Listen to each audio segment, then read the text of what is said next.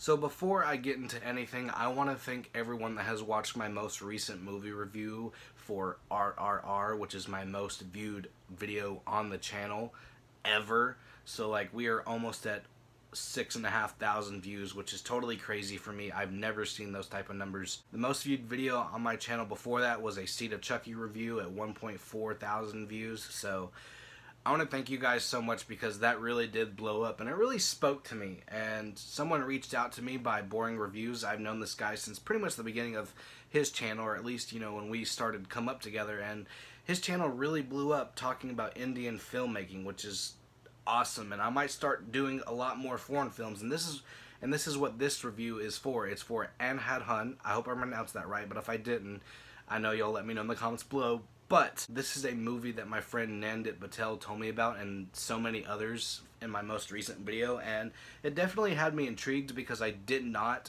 check out a trailer for RRR, but I did check out a trailer for this. So either way, we are talking about Andhadhun, so let's get into it.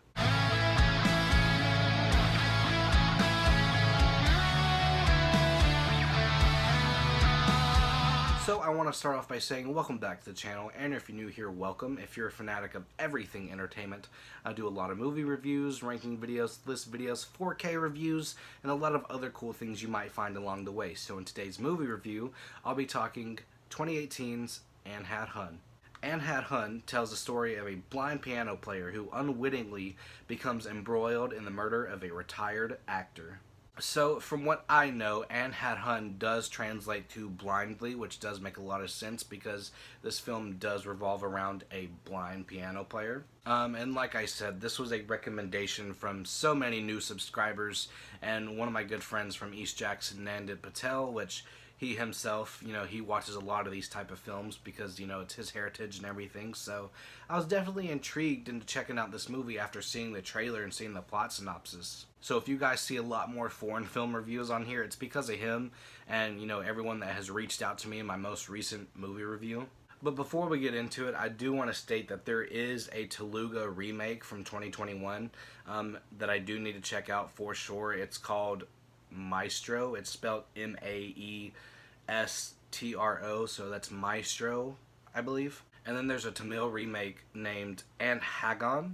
I know I probably mispronounced that as well, but it is in production. It's supposed to come out this year and next year, which I do want to see that as well. But before we get any more into it, I do want to say that this film is based off of a short film called La Cordior. I don't know, it looks French. I haven't seen it, haven't heard of it, you know, except for when I was researching this video and also when I watched the end credits for this film. So just know going into this movie review that I will be talking spoilers because a majority of the people that will see this is from the country that this film was filmed at.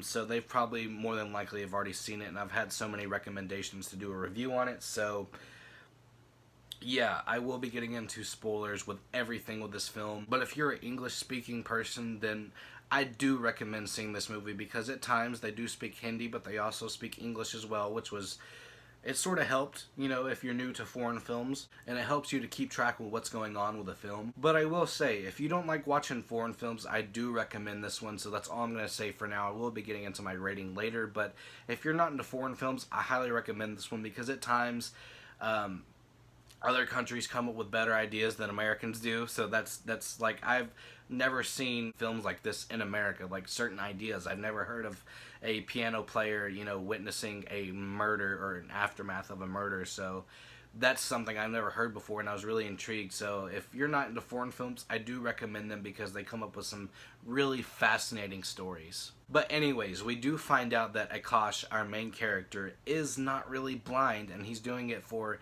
a social experiment. And at first, that sort of rubbed me the wrong way, but I also forgave him for that because he is a really nice and well-mannered person. You know, he treats everyone the same. He's really nice to everyone that he meets, so you know, I forgave him pretty quickly for that, but it does make for a interesting film because I'll be getting to other stuff later on. But there's also this kid that, like, lives in the same apartments that Akash does that, like, will stop at nothing to prove that Akash is not blind, and it makes for some hilarious scenes. But anyways, once Akash witnesses the aftermath of the murder, shit starts to get really intense because he can't mess up and make it obvious that he's not blind. And the guy that was involved with the murder is also a police officer, so it's damn near impossible to tell authorities what has happened. So that's why he doesn't want to be a part of any of this, because he knows that one way or another he's going to get blamed or something for it. And that's sort of exactly what happens, because trouble comes his way, because the mistress of the retired actor,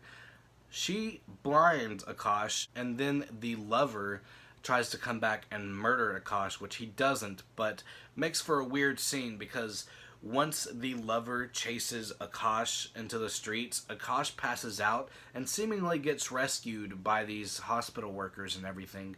But it turns out they work for the black market and they want his kidneys.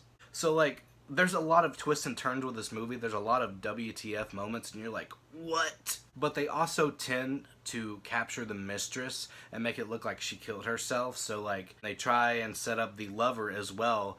And the way that he dies is really effed up, if we're being honest here. Like, they get him to bring money, even though it's fake money, but they get him to bring money in order to, like, not release certain information to the public.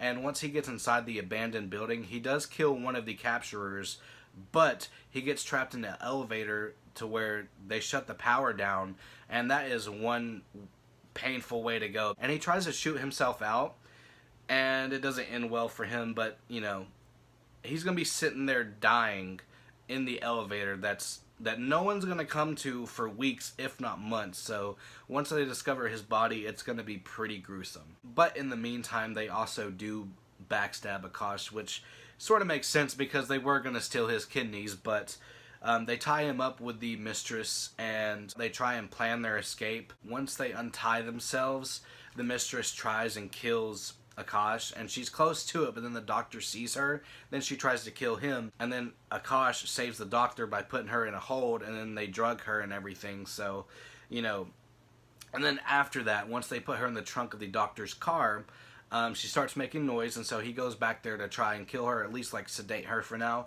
and turns out she kills him. Akash doesn't know that because he really is blind, because like I said, she blinded him. And so they start driving, and he's like, I won't tell anyone, you know, you can let me go. And she's like, get out. And he's like, oh shit. So he gets out, and she drives off a little bit, and she turns around, and this is the part where I got pissed off at, because I'm like, are you serious? Are they really going to kill him off? She's about to hit him, but the guy you saw at the beginning of the movie chasing this rabbit shoots at the rabbit, and, you know, the rabbit jumps across in order to, like, not get shot, and she hits the rabbit with a car, and so she swerves off the road, and her car blows up because of it, and she gets what she deserves. So I like how this film comes full circle with that first scene that we had in the film. But then it cuts to 2 years later, and we see that he's in London, I believe.